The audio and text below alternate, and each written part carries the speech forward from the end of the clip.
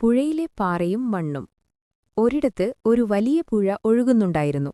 ആ പുഴയുടെ അടിയിൽ രണ്ട് ചങ്ങാതിമാർ താമസിച്ചിരുന്നു.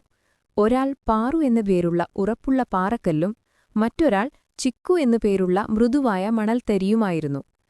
പാറു പാറയ്ക്ക് വലിയ അഹങ്കാരമായിരുന്നു.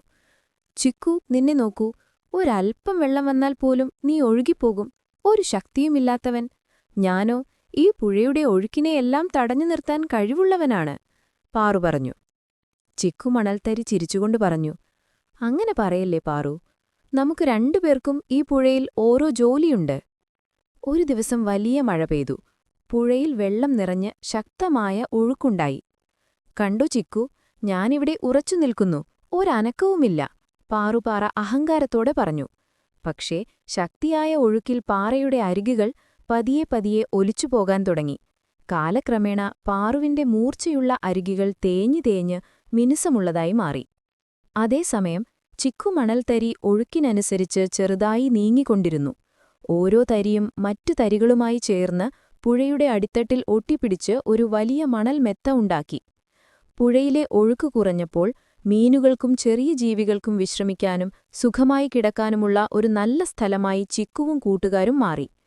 ഒഴുക്കു മാറിയപ്പോൾ പാറുപാറ ചിക്കുവിനെ നോക്കി. തന്റെ ശരീരം തേഞ്ഞു മിനുസപ്പെട്ടതും ചിക്കുവിന്റെ കൂട്ടുകാർ പുഴയിൽ മറ്റു ജീവികൾക്ക് ഉപകാരപ്രദമായ ഒരടിത്തട്ടായി മാറിയതും പാറു കണ്ടു. ചിക്കു, എനിക്ക് തെറ്റുപറ്റി.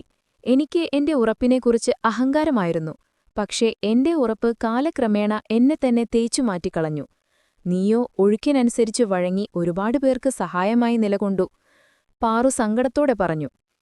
ചിക്കു മണൽത്തരി പറഞ്ഞു, സാരമില്ല പാറു, നമ്മൾ രണ്ടുപേരും ഈ പുഴയ്ക്ക് ആവശ്യമാണ്. നിന്റെ ഉറപ്പാണ് പുഴയുടെ വഴി നിശ്ചയിക്കുന്നത്. നമ്മുടെ വഴക്കവും സഹകരണവുമാണ് മറ്റുള്ളവർക്ക് സുഖമായിരിക്കാനുള്ള ഇടം നൽകുന്നത്. ആരും ചെറുതല്ല, എല്ലാവർക്കും അവരവരുടെ പ്രാധാന്യമുണ്ട്. അന്നുമുതൽ പാറുപാറ അഹങ്കാരം ഉപേക്ഷിച്ച് ചിക്കുമണൽത്തരിയുടെ നല്ല സുഹൃത്തായി ജീവിച്ചു. സാരോപദേശം: വലിയ ശക്തി കാണിക്കുന്നതിനേക്കാൾ നല്ലത് വിനയത്തോടെ മറ്റുള്ളവരുമായി ചേർന്ന് സഹകരിക്കുന്നതാണ്. എല്ലാവരും